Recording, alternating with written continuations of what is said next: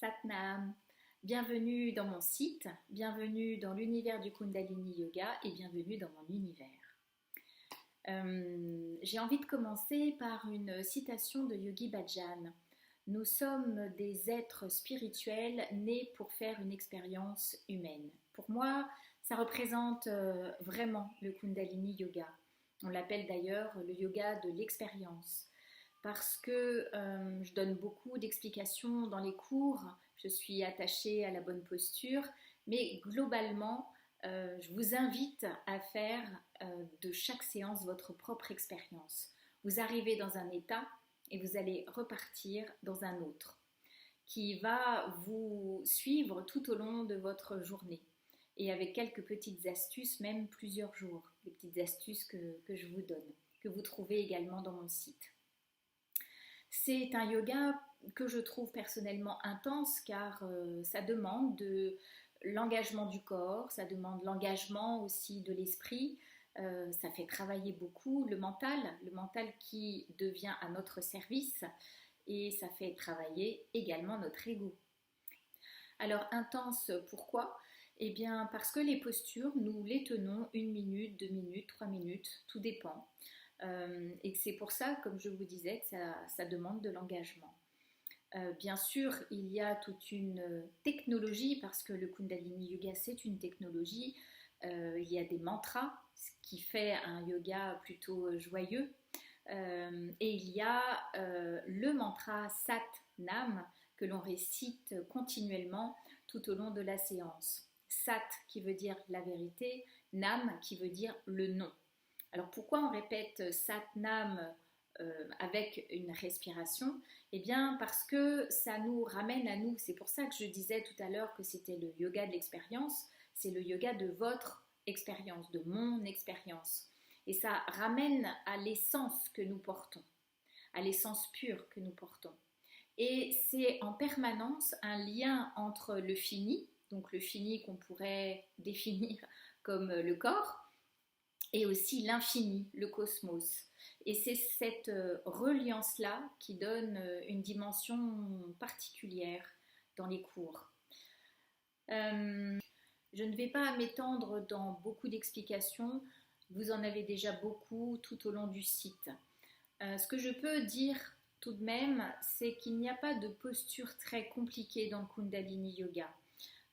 On dit même que les 84 postures, on les fait toutes quand on est dans le ventre de notre mère. Voilà, ça c'est un peu humoristique. Elles ne sont pas très compliquées, il n'y a pas de position inversée. Il y a peut-être juste la chandelle que vous faisiez certainement quand vous étiez petit ou petite et qui permet à juste titre de voir les choses un petit peu sous un autre angle. Mais les postures ne sont pas du tout compliquées. Ce qui caractérise le Kundalini Yoga, c'est aussi différentes respirations et notamment la respiration du feu, qui est une respiration très nettoyante et qui a des tas de bénéfices sur le système nerveux, sur l'immunité, sur des tas de choses. Je mets à votre disposition d'ailleurs 3 vidéos qui vont vous permettre de mettre en place les bases pour pratiquer. Il suffit de vous inscrire sur le site et vous les recevrez. Je vais vous parler un petit peu de moi aussi. Donc j'ai rencontré le Kundalini Yoga il y a une quinzaine d'années et je l'ai pratiqué occasionnellement avec des ateliers ou d'une façon plus ou moins longue, parfois 1 mois, parfois 2 mois, parfois un week-end, voilà, mais pas d'une manière régulière. Et un jour, eh bien, c'est une amie qui m'entraîne une fois de plus dans un atelier et c'est à ce moment que je décide de me former à ce Kundalini Yoga pour ensuite être une ambassadrice et je suis d'ailleurs très heureuse aujourd'hui de l'enseigner. Le pratiquer quotidiennement est un grand cadeau que je me fais. Ce n'est pas toujours facile et en fait je pourrais aussi lors d'une autre vidéo expliquer un petit peu l'ascension, l'évolution. Ce qui est difficile au début devient une habitude qui s'intègre, devient un plaisir et fait partie ensuite de l'essence même de ce que nous dégageons. Voilà, c'est évolutif. En tous les cas, pour ma part, il y a eu un impact extrêmement important. Je suis très émotive, ou du moins aujourd'hui je peux dire je l'étais, car mes émotions sont grandement maîtrisées, enfin je ne vais pas dire maîtrisées, mais sont grandement canalisées. Et ça c'est déjà énorme. Ensuite, effectivement, je le confirme, le Kundalini agrandit la conscience. Elle lève comme une sorte de voile que l'on a, des filtres que nous avons chacun, et elle élève.